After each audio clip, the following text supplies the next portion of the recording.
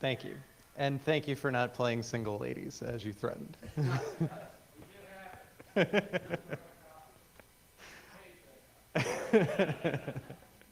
I am perennially known as Beyonce in my household, which is always troubling. Anyway, on to the topic. So for today, thank you, Vic, for mentioning the disclaimer. Today's presentation is based off of research that was funded by, by, by the National Institute of Justice. It was a large study, and so what I'm going to present today are some of the preliminary findings from different aspects of that study. But the rationale for it was in trying to understand how stolen data markets are similar to or different from traditional real-world markets for stolen products. So like if you've ever had a laptop stolen, or back in the days when VCRs were plentiful and popular, how electronics are stolen or jewelry, and how much that material goes for. And then in addition to that, we were trying to understand how these markets are organized. So the extent to which they're driven by lone actors, people working in loose affiliation with one another, or are these really complex organized crime groups, like what we might think of in terms of the mafia or the Yakuza or something like that. So the title for today, Comparing Apples and Lemons, is part of the attempt on our part to understand how the economics of this market work and to what extent the community for stolen data is driven by people selling good data and bad data. And the rationale for this study really began in part from the massive number of breaches that have occurred over the last couple of years. And when we talk about breaches, often the most interesting thing is trying to understand when and how the breach happens. So you might remember in November of last year, we had the huge Target breach where, 70 million, depending on whose estimates you look at, cards were stolen. Well, interestingly, my daughter was born in November, and as a result of the Target breach, both of my credit cards from my two primary institutions that are my debit cards had to be replaced, and then a credit card. All because I was shopping at Target during that time, buying her diapers and formula and all that other fun stuff. My wife recently bought baby leg warmers, so that way we can replicate Flashdance, I guess. And as a result, her credit card got stolen because the babylegwarmers.com website is not very secure, and apparently several 100,000 young mothers all buying products there were able to get swindled for about $10 or $15 a piece by somebody getting data from that point. So, in the last 6 months, we've lost 4 different cards in my house, which is just amazing. I've never had that much data go away in this short of an amount of time.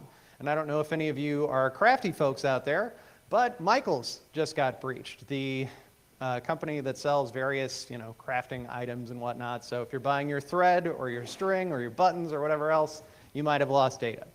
So there's a ton of breaches, but the question is, what do you do with that data? What are bad guys doing once they get several million credit card numbers? Well, there's a good body of research that's out there from computer science, from criminological studies, most of it looking at the process of buying and selling information. So a lot of these markets, at least preliminarily, were examined through IRC. But there's a substantial number that have started looking at forums, because forums, for whatever reason, are a popular medium in which you can buy data. And as a result, we understand how people engage in the process of selling. It's advertising driven, people can provide a little bit of feedback, but beyond that, we don't really understand much about the economics of this marketplace. Very, very few people have actually tried to estimate how much money somebody makes by buying stolen data, or alternatively, how much these products cost.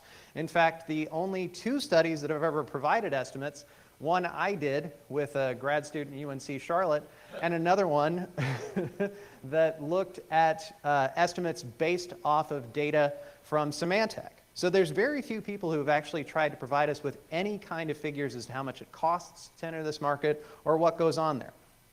So as I mentioned earlier, that's the entire purpose of this study. What are the costs for goods and services like? How much does this particular marketplace impact our actual economy, and to what extent do individuals engaging in this community have their own internal processes that affect how much you might be able to advertise a product for? These secondary questions are things that I might get into a little bit today, particularly the social organization of the market. How do people come together? What's the structure like? And then this last point, what are the network structures behind individual participants? If you're familiar with social network analysis at all, the way in which we create kind of graphical representations of communities, this is an important thing to understand. If we're trying to understand how we disrupt a group like a carding market, it's good to know how do they come together, who's a key player. If we remove one person, does that really make a difference? Or do we have to try to take out specific individuals who are constantly posting or who have some degree of status? And a lot of that can be gleaned through network analysis. So that's what our study was trying to accomplish. To do that, we collected data from 13 different forums, most of them communicating in Russian languages. The reason being, that seems to be where most good data is being sold, by individuals in Cyrillic-based forums, and to a lesser extent, you can find some IRC channels out there. But that was our purpose, was to oversample on Russian sites. We also tried to pull in a couple of English language groups, because it begs the question, well, if the Russians are really good at this, what about those groups that are communicating in languages that individuals can easily access? So people in the US. You could use Google Translate, but it's not always a really good, clean, clear, easy mechanism to understand. So if you're trying to get into the carding game, you might go into a US or at least an English-based forum and try to buy. So we tried to do some comparisons between the English language side and the Russian side. And we had sites that were hosted across the world, several of them in Russia, a few of them in the US, and then various parts of Europe. And we grabbed a lot of data in the process. You can see we've got some significant variation, like 590 threads from a Latvian forum that communicated in English, and 202 from a Russian one that had both an English section and a Russian section. So we've got a variety of different data that we can bring to bear on the study. And just to give you a sense of the range of products that are out there, this is how we were able to break down everything that was sold. The majority of information in our sample of forums involves something regarding data sales, first being dumps. Anybody know what a dump is? A couple of you? For those of you who don't, a dump is account data. It could be a bank account, it could be a debit card, it could be a credit card. It's just data in a raw usable format that may have different amounts of track information with it. The magnetic strip on the back of your hotel key or on the back of your credit card or debit card contains different information on the tracks. And so the more tracks you have, the more data that you can use from the account. So dumps are the key vehicle that people sell in these markets, followed by CVVs. CVVs are the 3-digit number on the back of your card that you use when you're making an online purchase or something over the phone that indicates you have the card in hand. So CVVs are great, especially if you want to make electronic purchases right off the bat. But for those who are really interested in trying to do some serious harm, a small number of people also sold what are called fulls. Fulls are all the account information. Fulls allow you, in part, to engage in what's called a COB, or a change of billing address. So imagine you're somebody who belongs to the Rotary Club next door. You probably only look at your statements when they come via the mail. You may not do online banking. So if you get somebody's card data who only checks the physical statement when it arrives, you could very easily hijack that account, have it sent to another address, and you get a month's worth of time to try to play with it, to massage it, maybe start making small purchases, or at least try to use it for the maximum amount of time before either the financial institution that holds the account or the victim realizes what's going on. But from there, there's a bunch of other ancillary products that are sold. Bank accounts, so just username and passwords, eBay and PayPal accounts. Raise your hand if you have a PayPal account. Most of you, good. We'll see a shocking statistic, I think, in just a minute about eBay and PayPal accounts. But people also selling ancillary things like Steam accounts or Skype or whatever you might put money into. From there, a lot of people also offer data manipulation products. So that's where you take data that you purchase and turn it into some sort of monetized product.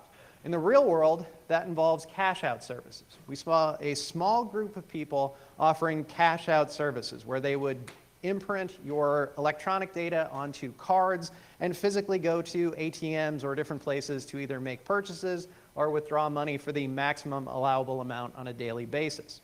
If you're going to use a cash-out service, you're also going to need to buy plastics. And plastics are like your hotel key. It's just a blank card with a magnetic strip. You can imprint the data onto that and then go to town.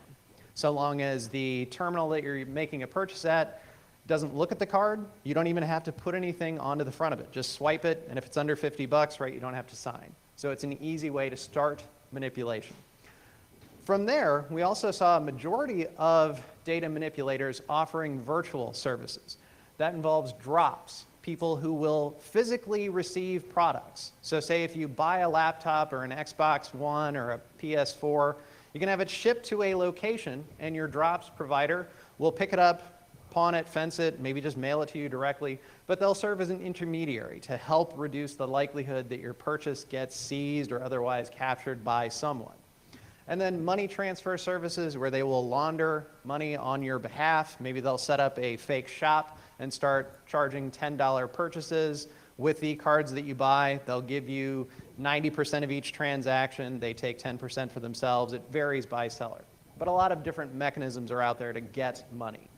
From there, we saw a lot of associated services. These are things that are potentially usable to either acquire data or to manipulate it. So some people were offering low-level malware, some keyloggers, nobody necessarily offering Zeus or good phishing products, but stuff that you could use to get data. And then dedicated hosting, spam lists, some limited equipment like you could buy some equipment like cell phones or computers or something like that. But we also saw a limited number of people in the data acquisition game who were offering skimmers. Anybody know what a skimmer is? Cool. Those of you who don't, skimmer is a device you clip onto an ATM or you can just put it on your belt. It's a read-write device that captures track data. So that way you swipe it. It doesn't actually make a transaction. It just captures the data in memory. And our skimmer sellers would offer products that would hold about 2,000 swipes. Some of them would give you configurations to try to set up a small camera or something like that. So data acquisition products are out there, but in limited circumstances in our data. This is just one example of the network structures that we saw. This is just one forum. You can see there's a range of different connections between people. I'll talk about this just a little bit later on, but just to give you a sense of the relationships, it's not like there's lots and lots of deep connectivity between individuals. There's sort of small networks that are devised and structured and break up and come apart based on who's doing what. And so in thinking about the sales process, this is where we can really see some interesting things. When you go to one of these forums, the one thing you're going to want to do is to read the posts, because that's where the ads come into play. So this is an ad for somebody selling dumps. Can everybody in the back read this? I know it's small print. Good. So this is a dumps list. The guy's offering his prices per product. You can see US classic or standard cards are $20. If you've got a gold or platinum card, it's $25. If you want a business or a corporate card, it's $30. And then Amex are $20. What's interesting is that all these dump sellers break out product in this fashion. They say how much each specific piece goes for. They may offer bulk discounts depending on how many pieces you buy, but they're explicitly going to tell you what their structures are like. Somebody have a question? Okay, good. So Canada, it's interesting, their data is a little more expensive, and so are European and Asian cards and those from other countries. Could be availability, could be the chip and pin differential. Given that we don't use those in the US, that might be part of why we see these products being offered for a little less. Also, they're easy to get if you think about how much data is currently in the market space. So you post your ad, you explain what you have available, and then you explain your actual purchasing process. Everybody has the ability as a seller to dictate the terms of any encounter. They stipulate how things work. This particular dump seller says, here's how it goes. You contact us through our support line. They have a dedicated ICQ support line running 24/7 through instant messaging. That way you contact them, you say, calculate the total price and submit your order. Say you want 100 dumps from the US, all classic cards. You tell them how much you want, and you tell them how much you're willing to pay. Their price list is there, but you could maybe offer something a little lower. From there, send us money and your email. This is really interesting. This is the one thing that makes these markets quite distinct from traditional markets for illicit products. Like say with prostitution, you negotiate the price in advance and then you get down to it. With drugs, you walk up to your dealer, you give them the cash, and you'll get product pretty immediately thereafter. You may have to walk down the street, but you're going to get it. With this, The seller manages everything. And in this case, you send them money in advance. They have 24 hours to complete your order. So you could wait a day and hopefully get your product. You could wait a day and they may do nothing. As a result, sellers have all the power, and buyers can be easily rooked and lose money. Now, admittedly, who's going to feel bad for a guy who buys stolen data and never gets the data? Nobody, right? What are they going to do? Call the cops and say the 1,000 dumps I bought don't work? Or alternatively, they never came? You're not. So how do buyers try to navigate this type of market space, given you've got some great risk involved?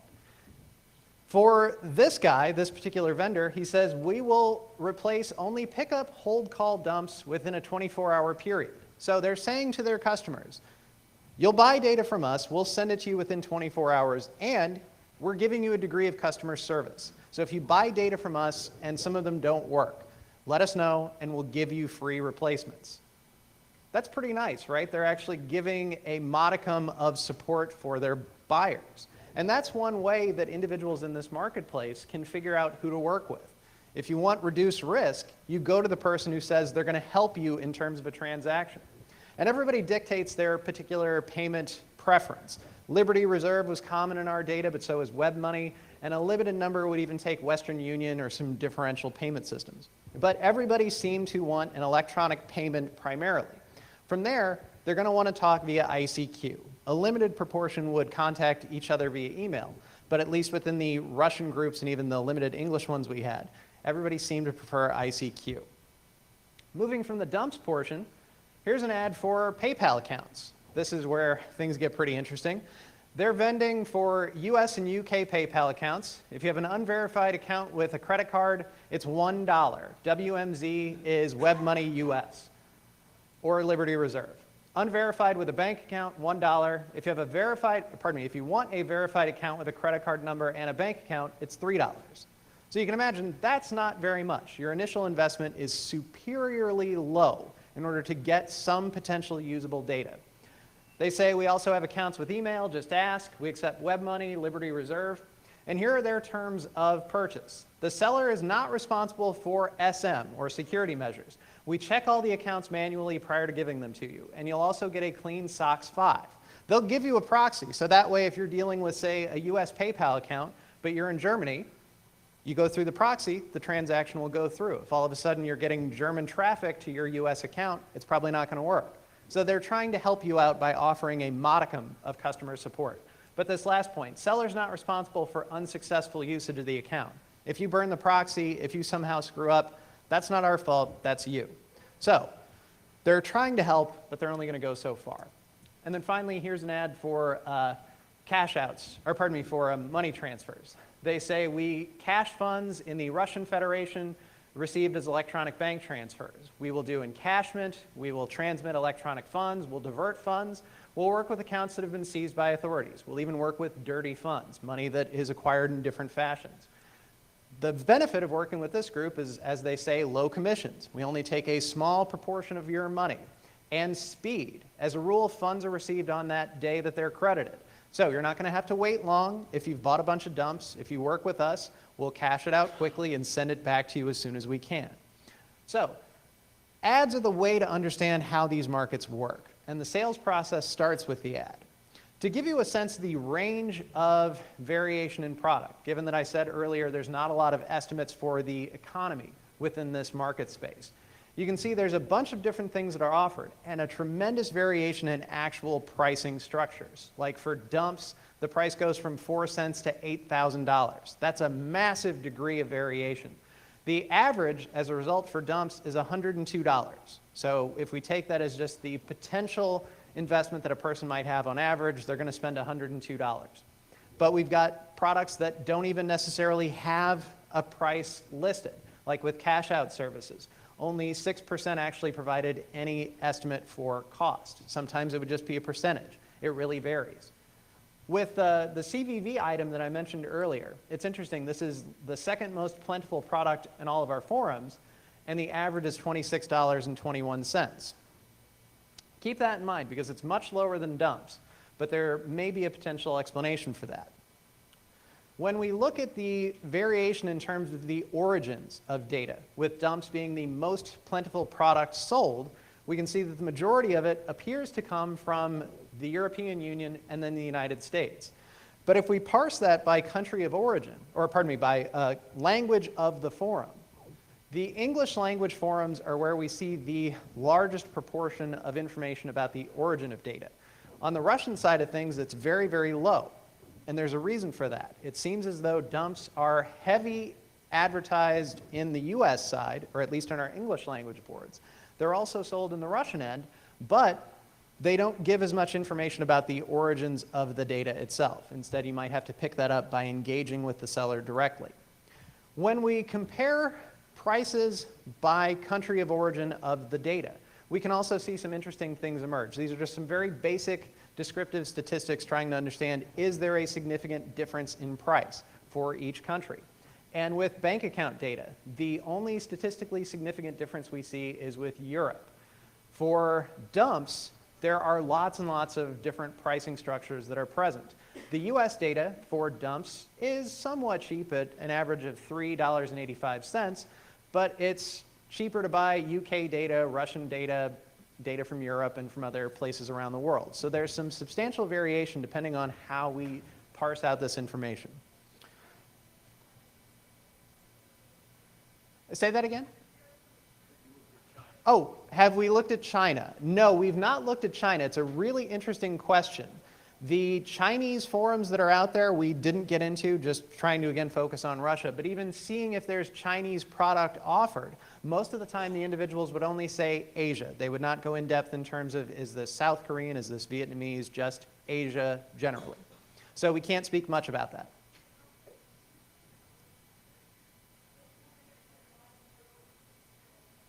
Why is there such a low percentage of Asian data?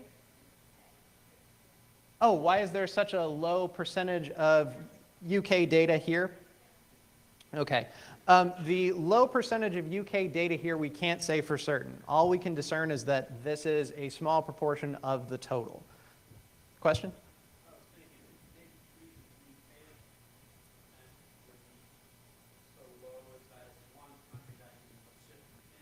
Mm-hmm.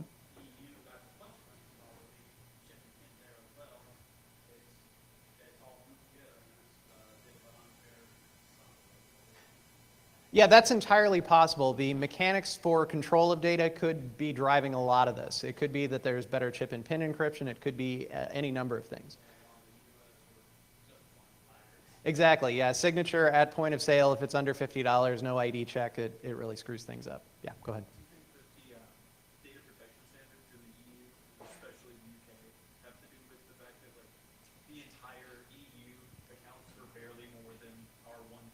Mm-hmm. That's a very good point. So the European Union has much more stringent, or at least very well detailed concerns and policies about data protection. That might be a part of what we're seeing here. Yes?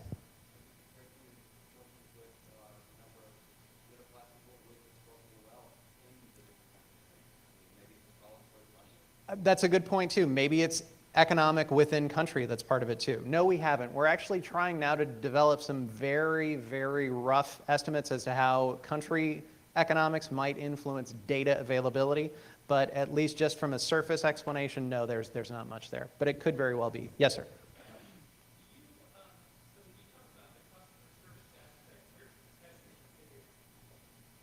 That is an excellent point, and I'm going to get to that in just a minute. So we'll talk about product testing in just a moment. In moving beyond the process of actually interpreting an ad, what's important to note is part of why we may not see much in terms of economic estimates is because all the sales take place outside of the forums. We don't get to see the clear text communication between buyer and seller. So since it's all via ICQ or email or Jabber or maybe to a limited extent through private messaging, we can't see how much a person buys or how much they pay for it. The only thing that we know is that these are the common mechanisms for payment: Liberty Reserve, WebMoney, Western Union, and MoneyGram. But on this point of customer service, why would a vendor go to so much trouble to say, here's what we're going to do to help you? And why is there an escrow payment system that emerges? Some of the forums in our sample actually offer a vehicle to ensure that both buyer and seller are happy with their transaction. The use of an escrow system is there so that way, if you don't think you can trust the person you're working with, the buyer who you want to engage, you can contact the grantor or the escrow agent in some of our forums and say, I want to buy from this person. They're willing to accept escrow payments, so can you work with us? This is a breakdown of the rules from one of our forums for how it actually works. The buyer and the seller have to reach an agreement on working with the grantor, so everybody has to say that's fine. Next, they contact the grantor through ICQ. One of the parties gives money, the other the goods, and then everything is released from there. So that way, as soon as the escrow or grantor says, I've got both, they'll release it to the appropriate parties. Everybody should be happy. Also, grantors in one of our boards take a percentage. So if it's free up to, it's up to $30 purchases are free, but from there it's prorated. So if you're buying, say, $3,000 worth of data, if you work with a grantor, it's 5% of the total. So you're going to have to pay a little bit more up front, but the value is that you know you're going to get what you pay for because your risk is lowered by knowing a grantor is going to be there to help you. And customer service, the use of escrow agents, the use of other mechanisms are all there because individuals don't know who to trust. And it's interesting because this creates a marketplace that is driven by, much like with Amazon and eBay, customer feedback. Since we can't see how much people buy, we can see that individual buyers will come back into the forum and say, wow, this guy was great. This guy gave me exactly what I wanted. In turn, that's going to influence who buys product from that individual. And it affects the reputation of the seller.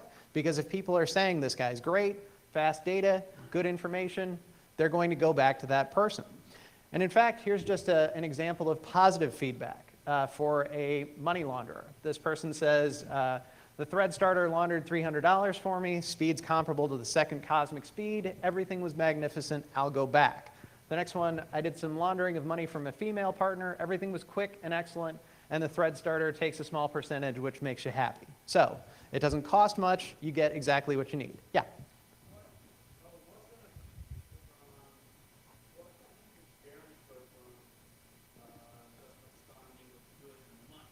The grantors are there because they have a reputation within the forum. People know that they can trust that individual. They've been designated by a moderator or someone of status. So they're not going to abscond unless, for some reason, all of a sudden they've gone rogue, which we don't see many reports of, at least in our data. That may happen, but we can't necessarily speak to that issue. But the reason why they're there is because so many buyers do, in fact, go rogue. And that's where an important concept emerges when you read positive and negative feedback. People will ask, can I trust this person? And negative feedback commonly employs the term ripper. Rippers are people who rip you off. They don't send you your data, or the data that they sell is junk. And so if you buy from a ripper, you're going to lose all the money that you've invested. Some of the sellers who are really trying to build their reputation, if somebody makes a complaint, will come back in and say that's absolutely false. In fact, this one here, the seller Dentmer says, I'm no ripper, I've never had a complaint. This poster just wants to cause trouble. Maybe that they're a competing vendor using a fraudulent account. What he says next is really interesting. I've never dealt with him before. There are no logs to back up his claim. Moderator, please ban him. Our better forums actually required any negative feedback to be accompanied by the full ICQ chat log, so that way everybody could see exactly when and how the ripoff took place. Otherwise, your groundless claims are not necessarily going to help. So, this is an important way in which individuals are trying to manage the space. And we've already mentioned escrow agents. Another important thing that comes in is reviewer and approval. So some of our forums, 4 of them, offered product testing services. This is just one indication of product testing. All the members here are advised not to deal or buy anything from unverified sellers. If you do so, you're going to get scammed. We are not responsible. The onus is on you to take full advantage of our resources. We offer product testing. We offer verification. Deal with verified sellers. For all the sellers who want to get themselves verified, contact me through PM or through private messaging. So they're trying to make their market regulated and controlled. And in order to get your product tested or checked, you have to send data to the individual who's assigned for that forum. This is just one description of how checking takes place. Checking of goods is done by one person. We remove their name. The check lasts from 1 to 3 days. After the check, the moderator guarantees there will not be any flames and that the quality of goods will not be discussed. In other words, they close off the topic. If your product's been tested, the forum guarantees that you are reliable. The moderator writes a review on this and then closes the topic. If a requirement for product testing is refused, you risk being banned and your announcement erased. We don't take any money for testing. We just do this so that way everyone knows who they can rely on. So checking is an important mechanism when we're thinking about how this market space is regulated. And that feeds into this issue of what is sold and how. When we looked at our entire sample of forums, dumps are the most common product, followed by CVVs. When we kick out 2 of our forums that had a preponderance of ripping complaints, it's interesting that CVVs totally drop out of the top 10. In fact, this number drops below 50. We still see a number of people offering dumps, but the nature of the forum has a tremendous impact on what people are selling. That might be why the cost for CVVs, if you remember being an average of $25, is so low. You're buying a product that is extremely risky, at least within this sample. And you can imagine if you're a vendor in a ripping board and you're advertising CVVs at 20 bucks, if you get some dupe who buys 1,000 of your CVVs, that's good money. You do that a handful of times, you've got a nice month ahead of you. You've got a few $1,000s in the bank, all because somebody was dumb enough to respond to your ad. So, risk is an important thing that seems to structure the economics of this board. And when we think about profits generally, this is where things get very hard to do, largely because we don't have good evidence as to how much a final product goes for. All we can base it on are either the initial advertised price, or we could also try to overlay the average. So just thinking for a moment, if we take the average for dumps at $102, if somebody wants to buy 100 dumps, they're looking at $10,000 in terms of their initial investment. If you want to buy eBay and PayPal accounts, if we go at the average, given we've got a real difference between the lower and the upper bound, we're looking at an average of $27. So you buy 50 accounts, it's $1,300.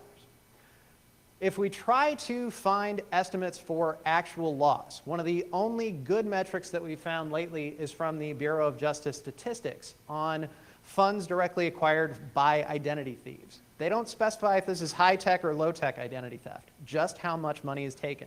And they parse it by credit and debit card. And you can see the average is $1,448 for credit cards and $552 for debit cards. If we take the median, it's $300 for credit and $200 for debit. So, just trying to do some very basic return on investments for the bad guys. We can see some massive variation depending on what statistic we choose to use. So, if we take the average loss for credit cards, a potential dumps purchase could net $94,000 for the initial investment of $10,000. That's a great return on investment. That's a massive yield. If we take the median, it's $19,000. Still not bad, but certainly not as great as that average. If we take the debit card loss, we're looking at $35,000. Pretty good for your initial buy. If we take the median, it's only $13,000. So profits are extremely variable and really hard to bust out. When we look at the eBay and PayPal purchasing, things get even more interesting because the amount of money that your bad guy could make is really good by comparison to how much they initially have to invest. $36,000 for credit cards, potentially if we take the average. If we take the median, $7,500. Still not a bad investment. With debit cards, it's $13,000 or $5,000. But still, buying eBay and PayPal data seems to be an ideal way to go because you're going to make a lot of money. Now, there are a ton of problems with this estimate. I will be the first to admit it. But this is at least one pass to try to figure out how much money people can make. And that's why I've titled this talk, Comparing Apples and Lemons. What you're buying has a tremendous impact on what you potentially stand to make. In some research by Hurley and Florencio, they talk about ripping markets as being lemon markets. You don't know who you can trust or what you can buy. And so if you spend $10,000 or even $1,000 on dumps, and none of them work, you're simply out money. It's like buying a bad car that breaks as soon as you drive out of the lot. but there's no lemon laws for buying data. So how do you protect yourself? How do you insulate yourself from this risk?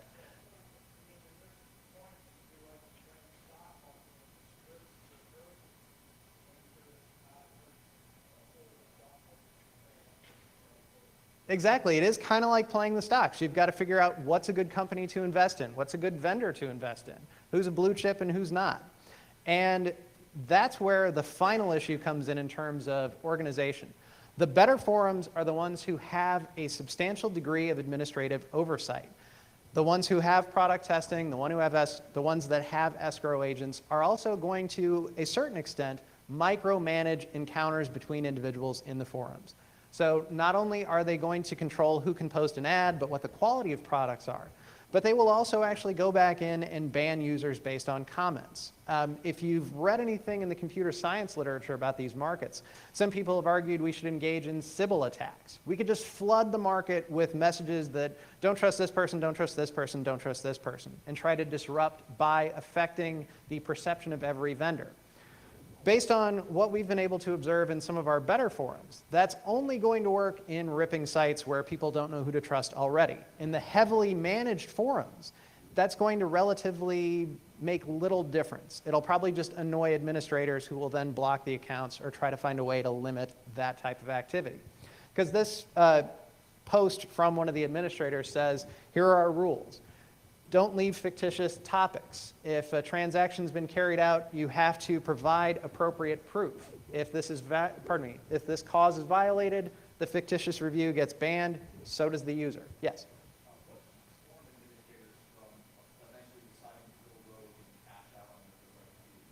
That's a good question.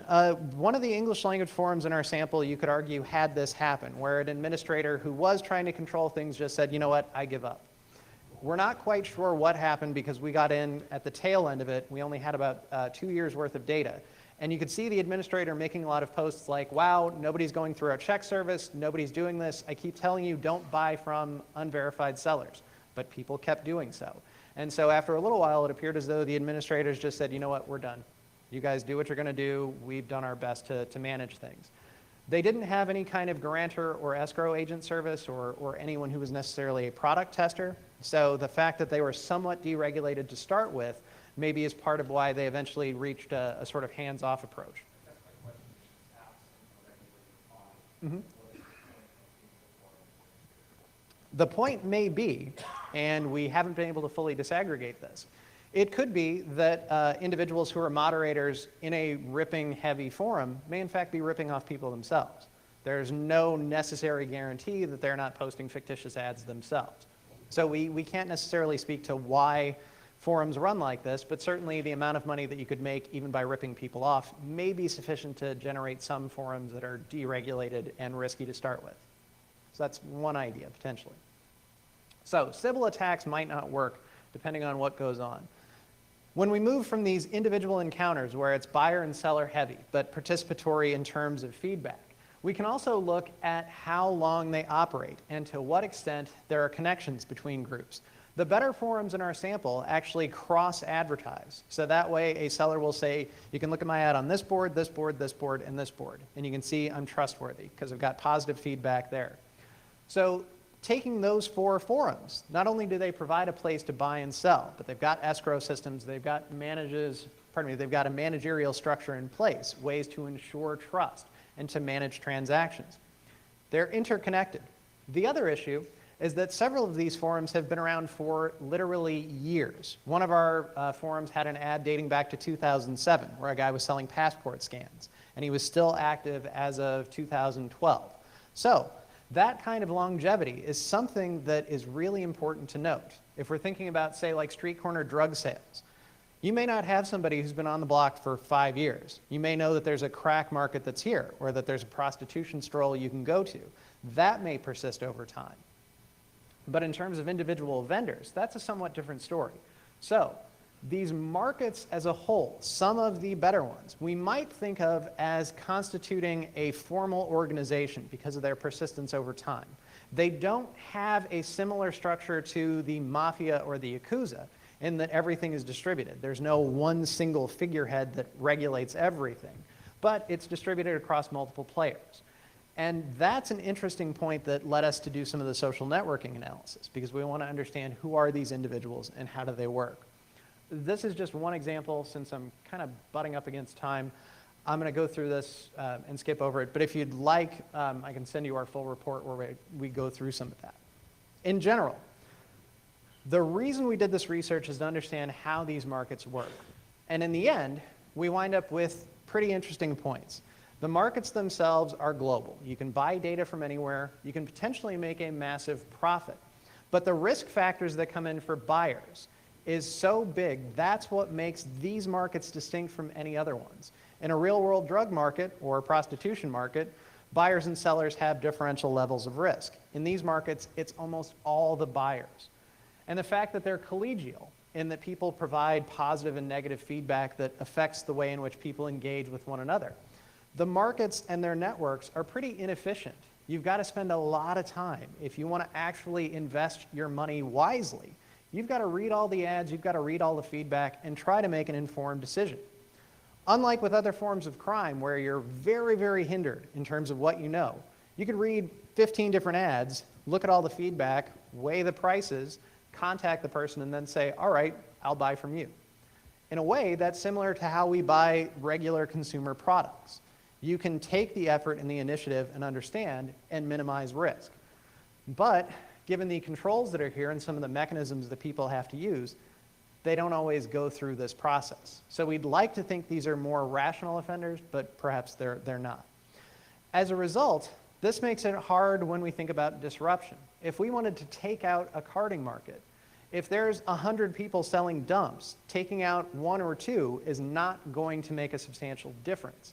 You could take out 1 or 2 great sellers. People would fill in that vacuum.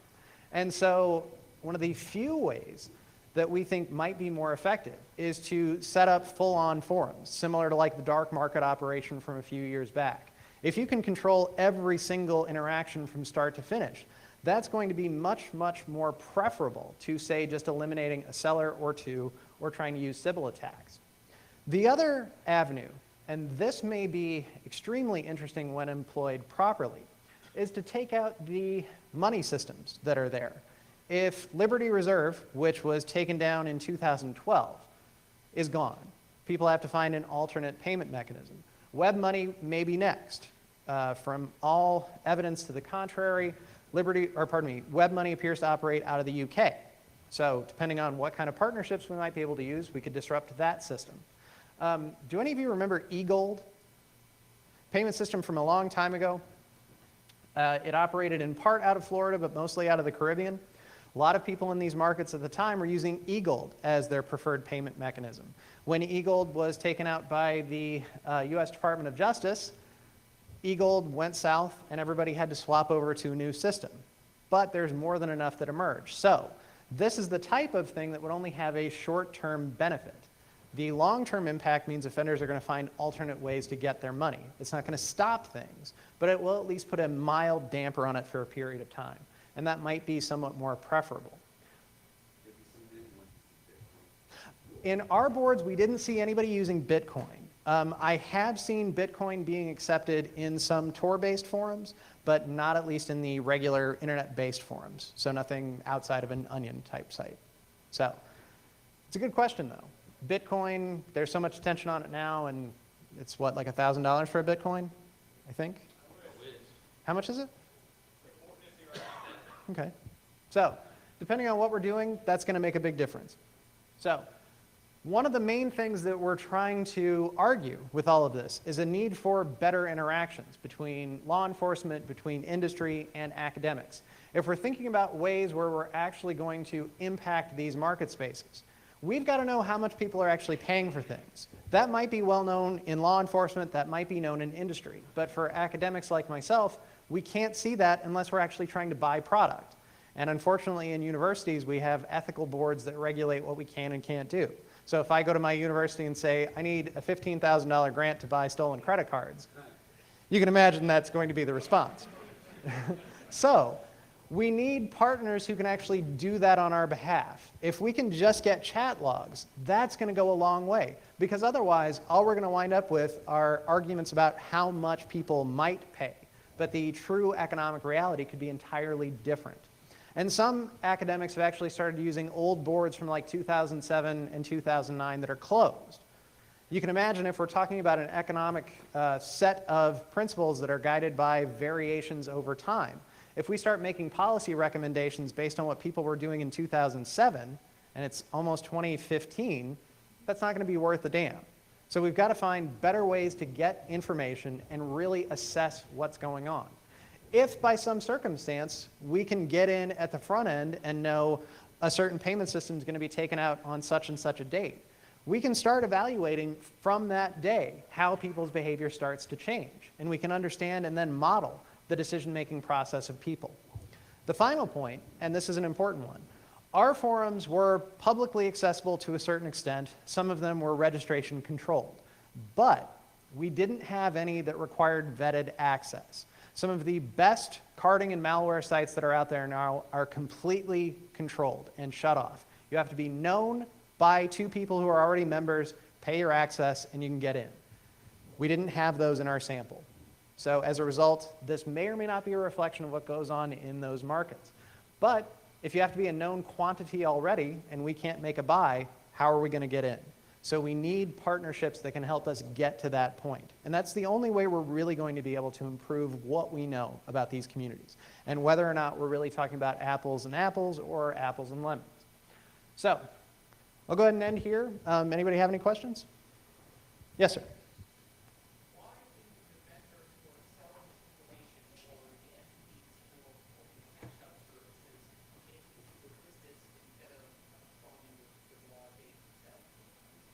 It's a great question. So why, if you have material, do you sell it rather than use it yourself? Why would you be willing to go to ATMs or make purchases online when you get the information? So what's the decision-making process? That's not quite clear. We haven't been able to really get a full sense of why one person prefers one type of process over another. It may be that there's differential perceptions of risk. So one person might feel comfortable with their skill set to maybe say, get data through phishing and then sell it, because they don't want to take the time to go through each account and try to make purchases. Maybe they're aware of legal structures enough that they go, well, my risk is this high if I engage in this activity, but this high if I engage in this one. So maybe they're making some cost-benefit analyses. We're trying to find ways to get at those questions now. But realistically, the only thing that we can say is that since people can make a profit selling data, some may feel like it's in better use of their time to acquire information and take a small proportion of the total. So say if an account might be worth $1,000, but you're selling it for $10, that's a good enough return on your time to make it worthwhile. Those who buy data may not know enough to actually manipulate it themselves. So this secondary market for data manipulation may have emerged as a result of people going, wow, this noob doesn't know what he's doing, but he'll pay me this much if I do it for him. So some of that may be driving the decision process. Yes, sir. The ROI on eBay and PayPal accounts, the market is greater than that on credit card or debit, correct? Mm-hmm. Do you think that relates to their less experienced fraud protection versus credit card protection? That's a great question. To be honest, I don't know. It's really hard to tell how accurate our estimate could be. The extent to which someone is successful in actually manipulating an eBay account to get $1,000 out of it, I don't know. Given that eBay and PayPal, now that they're closely associated and PayPal lets you make transactions in China or wherever electronically, yeah, that might make it a somewhat easier venue to go through, especially if you're just buying products willy-nilly and having them shipped somewhere. So it could be a part of it. Yes?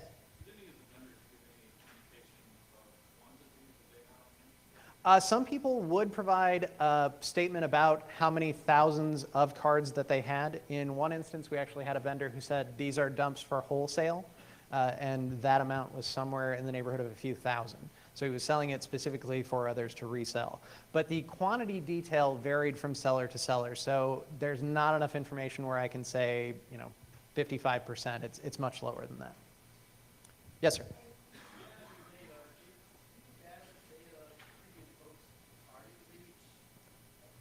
All of our data is pre-target.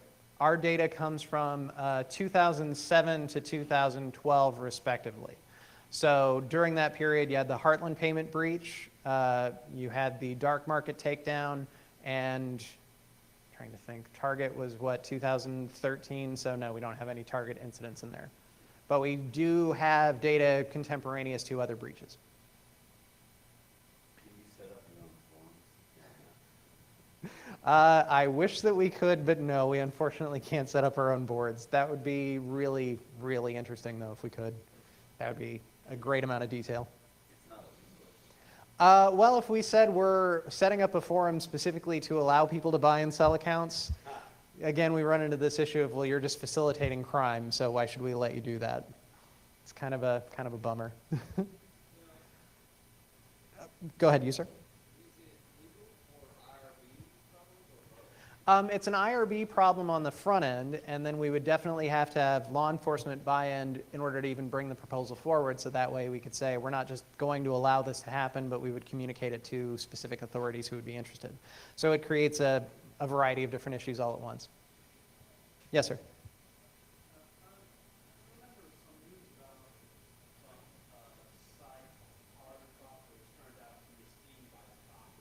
Mm-hmm. And certainly several carding forums in the last couple of years have been run by law enforcement, and it seems to be a pretty effective mechanism for collection because you get to see all those exchanges, especially if you say, we only want private message exchanges. That way you've got all the PMs too, so it could be a very ideal way to go. But you also run into the idea that offenders are not stupid. They don't operate in an entire vacuum, so some guys are going to go, that seems really out of joint, so I wouldn't trust it. But you are going to catch a lot of noobs. Yes, sir.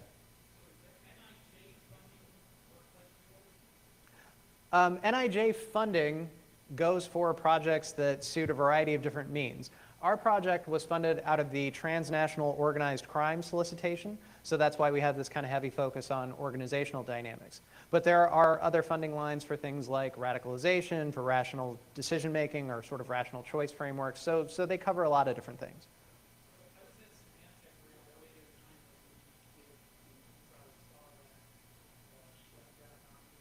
Mm-hmm.